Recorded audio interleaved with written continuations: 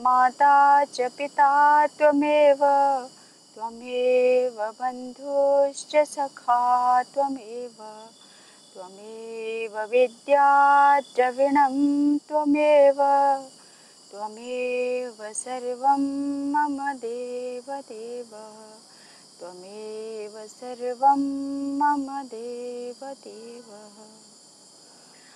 आज हम पुनः इस भागवत जो कथा गंगा है उसमें गोता लगाते हुए आगे के श्रृंखला में देखेंगे कि एक साधु जो है वो क्या होता है। इससे पहले हमने देखा था कि जो संन्यास आश्रम है उसकी नियमावली क्या है और एक साधु का जीवन कैसा होना चाहिए।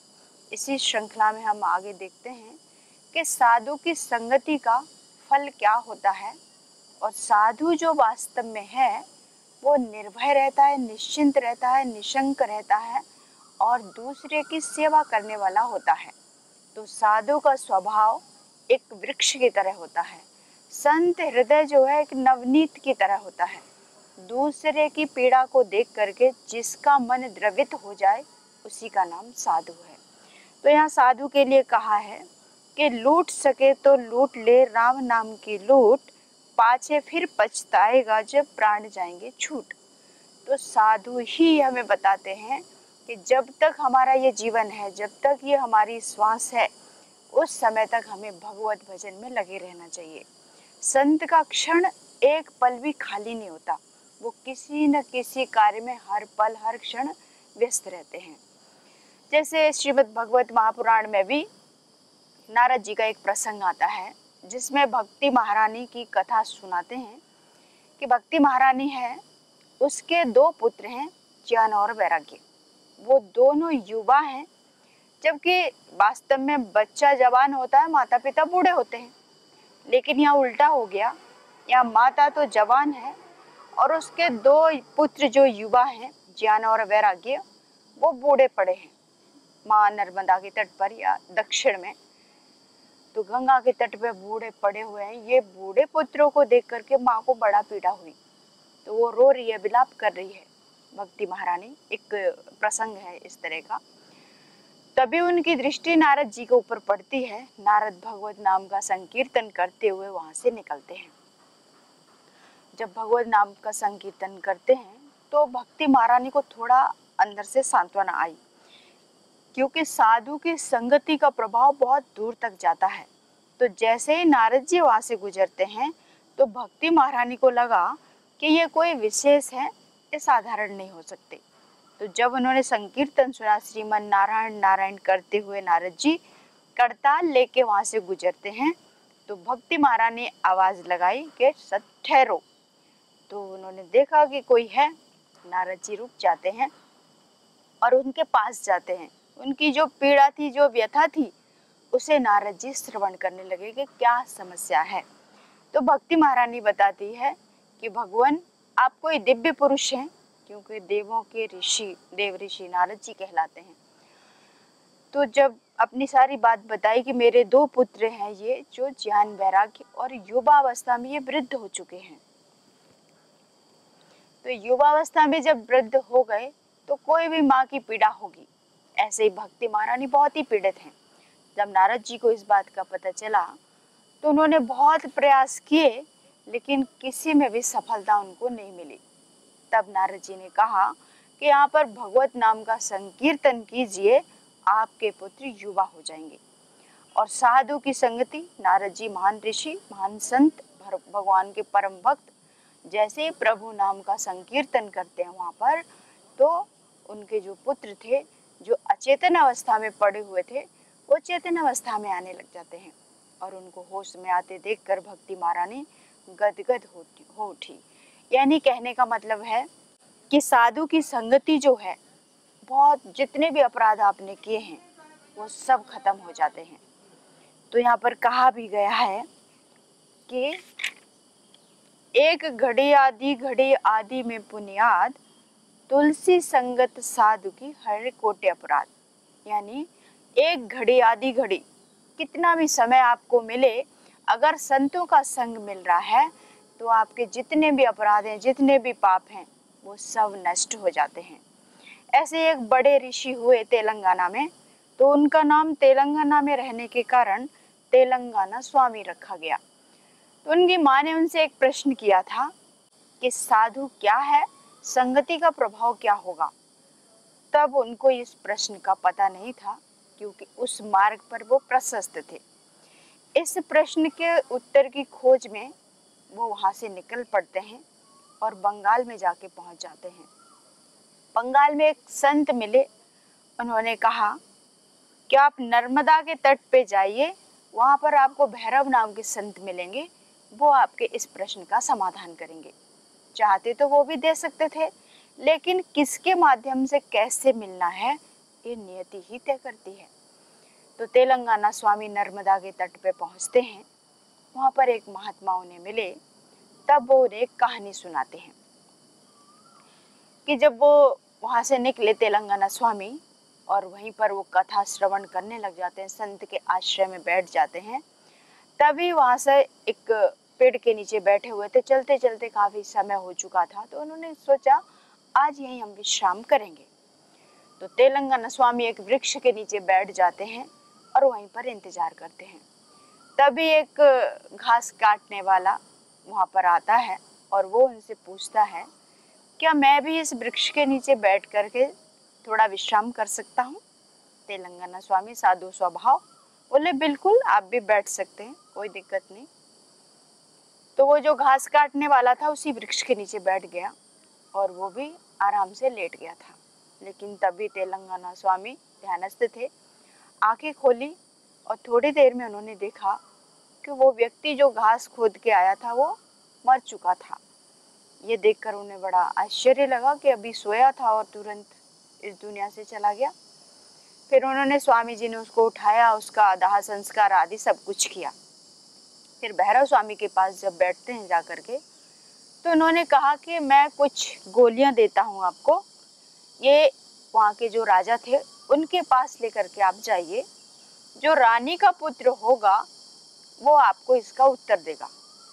अब सारे संत एक के बाद एक उनको भेजते जा रहे हैं, चाहते तो वो दे सकते लेकिन नहीं। तो जब गोलियां दी उन्होंने, तो वो गोलियां लेकर के राजा के महल में पहुंचते हैं।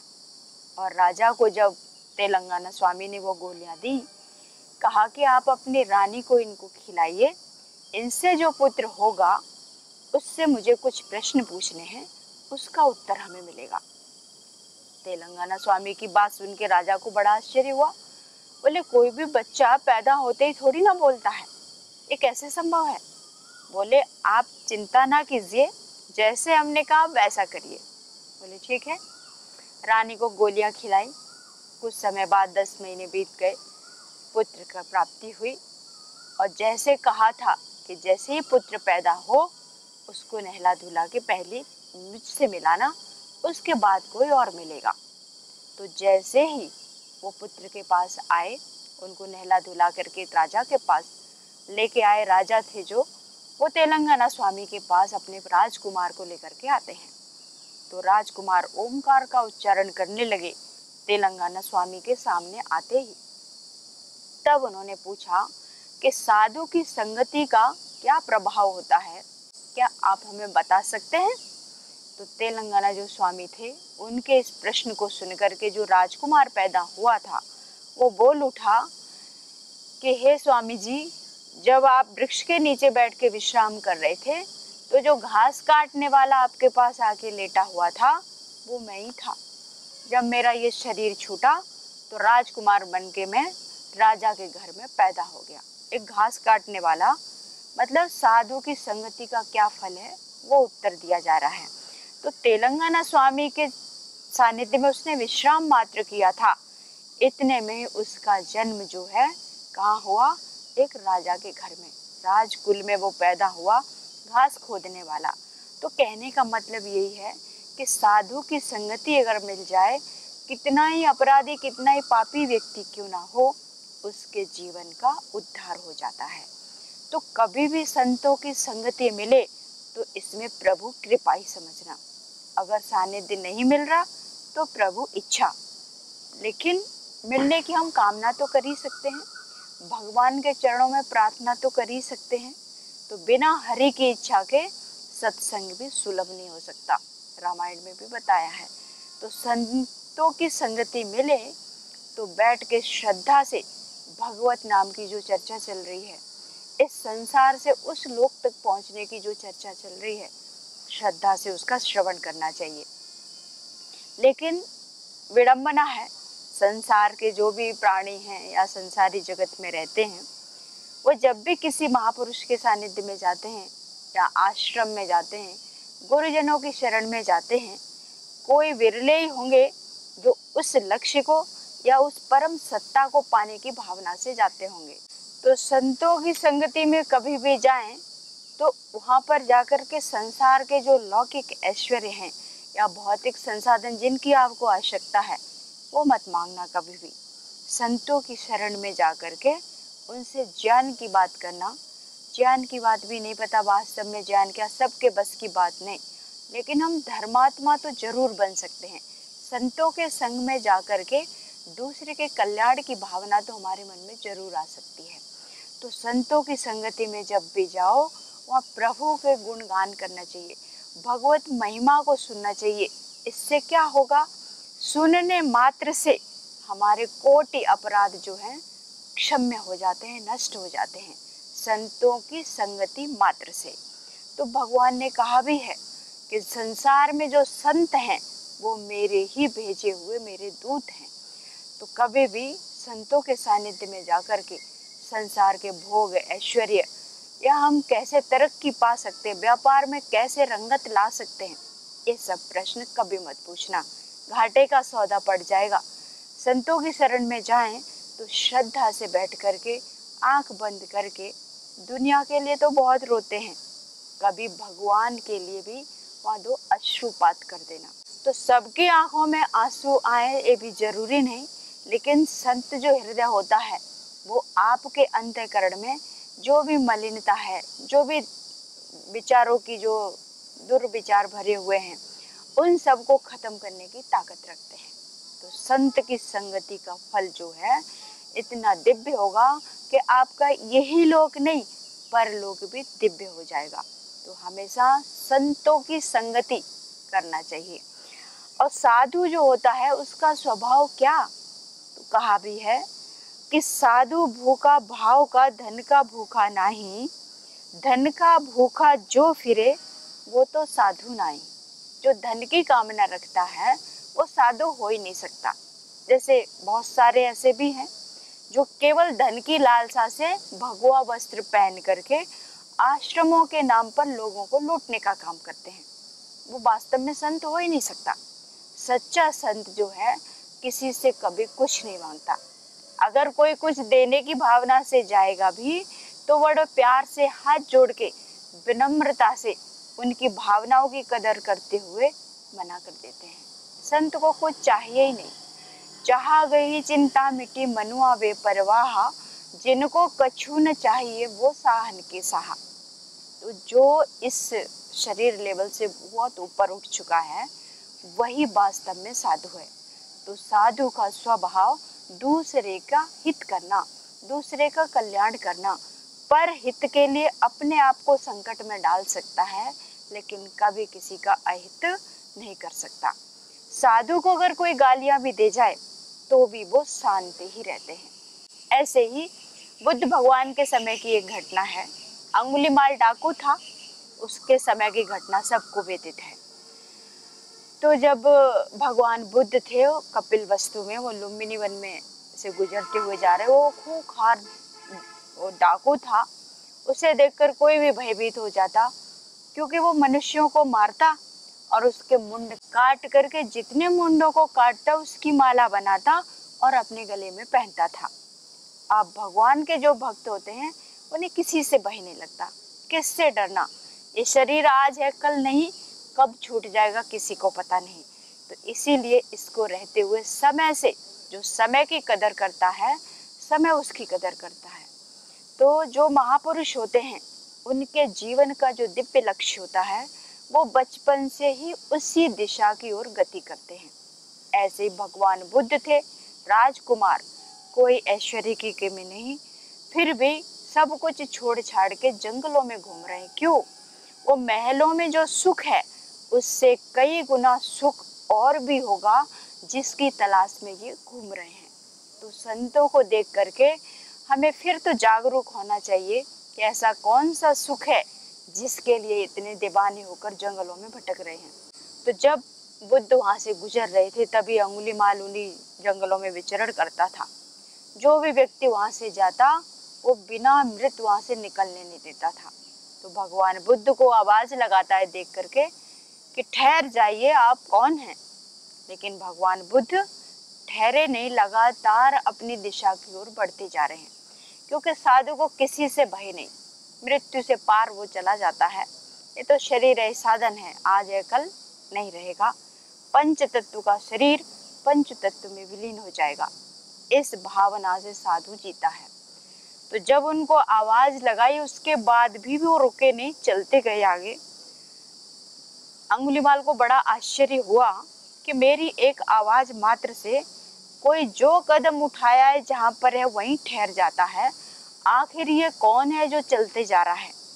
अंगुलीमाल उनका पीछा करने लगा। पीछा करते करते जब उनके पास पहुंचा तो जब वो ठहरे नहीं भगवान बुद्ध, तो अंगुलीमाल डाकू उनका पीछा करने लगा और उनके पीछा करते करते उनके सामने जाके खड़ा हो गया। बोले, मैंने आपको रुकने के लिए बोला था, आपको मुझसे भय नहीं लगता? तो बुद्ध हंसने लगे और कुछ नहीं बोले। अब तो अंगुलीमाल को क्रोध और ज्यादा आया। जब कोई रोके और किसी की बात कोई ना माने, स्वाभाविक है गुस्सा आएगा। तो ये तो डाकू ठहरा, इसको क्या लेना, कौन संत कौन महात्मा, कोई मतलब नहीं। तो बुद्ध की ये बात सुन के इसका क्रोध और ज्यादा बढ़ गया। उसने खड़ग को निकाल लिया। भगवान बुद्ध मुस्कुराते रहे। बोले, आप मेरा एक काम कर दीजिए, फिर जो करना है आप वो कर लेना। बोला, ठीक है, बताइए। बोलते, वो पेड़ की टहनी को तोड़ के लेके आओ। अब बुद्ध भगवान जो दिव्य आत्माएं होती हैं उनके सन्निधि मात्र से एक अलग ही अनुभूति होती है, एक अलग ओरा होता है, एक अलग ही इन्वायरमेंट होता है जो हमें आकर्षित करता है, खींचता है उस ओर। तो जैसे ही भगवान बुद्ध की शरण में जब ये पहुंचा, थोड़ा इसको लगा कि ये कुछ दिव्य आत्मा है। अब बोलेगा तो नहीं क्योंकि डाकू है। अब इतने समय से जो पाप किया वो इतनी जल्दी शांत हो जाए थोड़ा कठिन था। तो भगवान बुद्ध की बात को सुना, यही बड़ी बात। सुन करके गया और टहनी को काट के लेके आ गया। तो भगवान बुद्ध को लाके पकड़ाया। भगवान बोले, अब एक काम और कर दीजिए कि जहाँ से ये टहनी लेके आए थे इसको वहीं पे जाके लगा दो। अब अंगुलीमाल बोला, ये कैसे हो सकता है? जो एक बार कट गया सो कट गया, दोबारा नहीं हो सकता कि उसमें जाके हम उसको लगा दें। ये सामर्थ्य केवल उस ईश्वरीय सत्ता को है, उस परम सत्ता को है। मनुष्य में ऐसी ताकत नहीं कि किसी चीज को तोड़ दिया या किसी को मार दिया तो पुनः जीवित कर सके। तो भगवान बुद्ध ने कहा, इसके माध्यम से मैं आपको यही समझाना चाह रहा हूँ कि आपके गले में जो नरमुंड लटक रहे हैं, जिनकी आपने निर्मम हत्या कर दी, क्या आप उसे जिंदा कर सकते हो? बोले, ये तो नहीं हो सकता। तो बोले, जो कार्य आप कर ही नहीं सकते तो उसे आपको खत्म करने का भी कोई अधिकार नहीं है। जब भगवान बुद्ध की ऐसे शब्दों को सुना तो अंगुलीमाल की आंखें खुल गई, क्योंकि संत की सन्निधि मात्र से बहुत असर होता है। तो अंगुलीमाल वहीं पर शांत हो गया। फिर उसको अंदर से ऐसी कुछ अनुभूति होने लगी कि ये बात ठीक है। तो उसी क्षण वो भगवान बुद्ध के चरणों में गिर जाता है। जो पाप किए उसके लिए क्षमा याचना करता है और बुद्ध भगवान के द्वारा उस अंगुलीमाल डाकू का भी उद्धार होता है।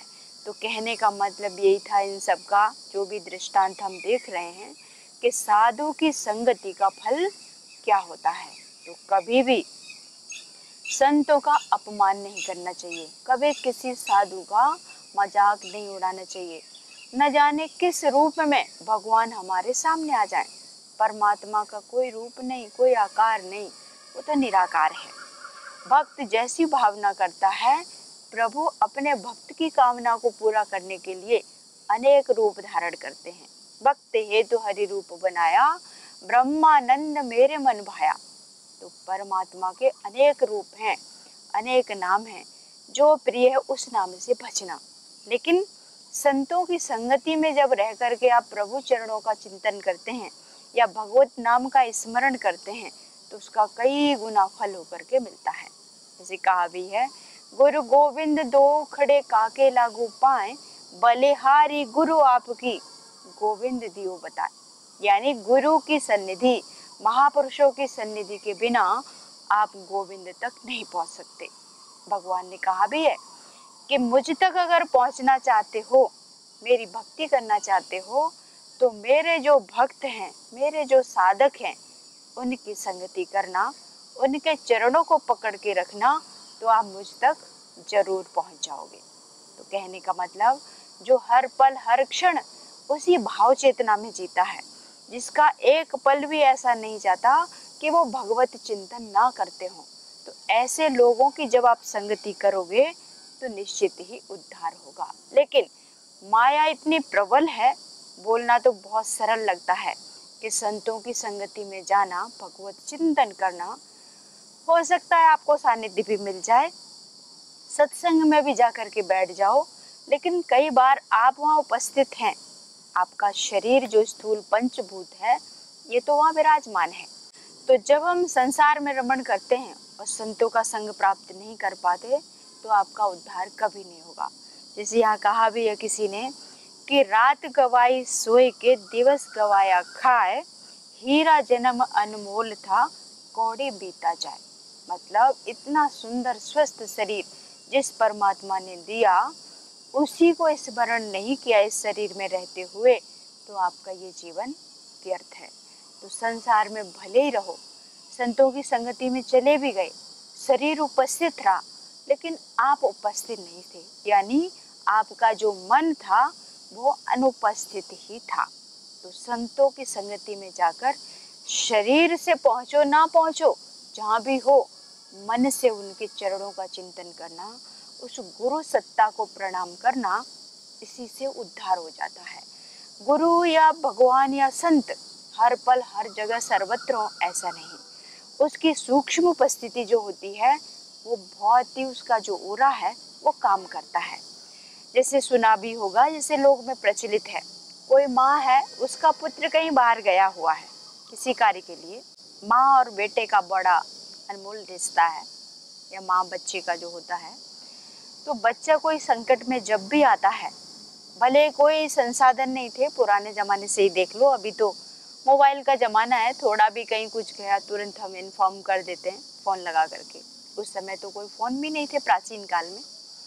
फिर भी अगर पुत्र कहीं गया है और संकट में है तो माँ को पहले अनुभूति हो जाती, पहले ही एहसास हो जाता है कि मेरा पुत्र कहीं संकट में है। ऐसे ही जो महात्मा पुरुष हैं, जो सज्जन पुरुष हैं, जो प्रभु के भक्त हैं, जो वास्तव में साधु हैं, जो सज्जन पुरुष हैं, उनको भी ऐसी अनुभूतियाँ होने लग जाती हैं। इसे ही साधारण जो लोग हैं सिद्धियों का नाम दे देते हैं। अगर आप अपने मन को साध लिए तो इस सत्ता को आप भी प्राप्त कर सकते हो। तो जैसे माँ को अनुभूति हो जाती है पुत्र संकट में है, तो वो बेचैन होगी, उसको अंदर से कुछ होगा और समझ जाएगी कि कहीं न कहीं मेरा बच्चा जरूर संकट में है, तो छटपटाने लग जाती है। और वास्तव में ऐसा कई बार हो भी जाता है कि कहीं कोई घटना घटी तो माँ को पहले अनुभूति होगी कि मेरा बच्चा सुरक्षित नहीं है। तो ऐसे ही जो संत होते हैं, जो गुरुजन होते हैं, उनको एहसास हो जाता है कि कहीं कोई आत्मा पीड़ित है, तो संतों को माध्यम भगवान बना करके खुद ही पहुंच जाते हैं किसी न किसी रूप में। क्योंकि वास्तव में आपकी जो माँ है, जो पिता है, भाई बंधु सखा, सब कुछ परमात्मा ही है। तो किसी न किसी रूप में भगवान हमारी रक्षा करने के लिए हमारे पास पहुंच ही जाते हैं, चाहे वो संत के रूप में हो, चाहे गुरुजन के रूप में हो, चाहे वो माँ के रूप में है। से कहा भी है, कई रूप में आए विधाता, एक रूप है उनका माता। तो हर रूप में भगवान तो नहीं आ सकता था हमारे पास, सर्वत्र सबकी रक्षा करने के लिए साक्षात तो नहीं हो सकता था। तो इसीलिए उसने माँ तत्व को बनाया, समाज के कल्याण के लिए उसने संतों को भेजा, जो उनके शिष्य हैं उनके भक्तों के उद्धार के लिए गुरुजनों को भेजा, तो परमात्मा कितना दयालु है। उसका नाम स्मरण करने मात्र से हमारे अंतःकरण में एक अलग ही आह्लाद होता है, एक अलग ही आनंद की अनुभूति होती है। तो संतों के सानिध्य में जाकर भगवत चर्चा करना, प्रभु नाम की क्या महिमा है, इस विषय में आप प्रश्न करना, लोक के लिए नहीं। तो संतों की शरण में जाके प्रभु चिंतन, अंतःकरण को निर्मल करना, जीवन का परम लक्ष्य उसको प्राप्त करने का प्रयास करना, भोजन करना, मकान बना के अच्छे आलीशान में रहना, पशु भी वही जीवन जीते हैं। बस फर्क इतना है कि मनुष्य होकर के आप बोल सकते हो, वो बोल नहीं सकते। तो वो भोगियों नहीं है, उनका तो काम ही है अपना खाए पिए सोए बच्चे पैदा करना। लेकिन मनुष्य जो है वो बुद्धिजीवी प्राणी कहा गया है। तो इतना सुंदर स्वस्थ शरीर मिला, घर परिवार भी अच्छा मिला, गुरु का सानिध्य भी मिला, उसके बाद भी कई लोग चाहते हुए भी भगवान का नाम उनके मुख पर नहीं आता। ऐसे ही एक प्रसंग, एक माता, उनके पुत्र हर बार कहते कि माँ आप मंदिर में जाया करो, प्रभु का नाम लिया करो। वो घर से तो निकलती, लेकिन मंदिर के दरवाजे तक जाके वापस फिर लौट आती। बच्चे बोलते आज मंदिर गए थे? बोली गई तो थी, लेकिन अंदर प्रवेश नहीं कर पाई। क्यों? क्योंकि पाप अंदर घुसने नहीं देते, किसी न किसी रूप में रोक ही लेते हैं। जब उस माँ के प्राण छूट गए, तब कहा कि उनकी अस्थियों को बहा दो। तो अस्थियां भी कैसे बहाएंगे जिसने कभी प्रभु का चिंतन ही नहीं किया। तो कल्याण चाहते हो तो भगवान के नाम का स्मरण करें, संतों की संगति करें। इसी के साथ मैं वाणी को विराम दूंगी। अगले अंक में हम फिर चर्चा करेंगे। ओम शांति शांति शांति। ओम श्री परमात्मने नमः।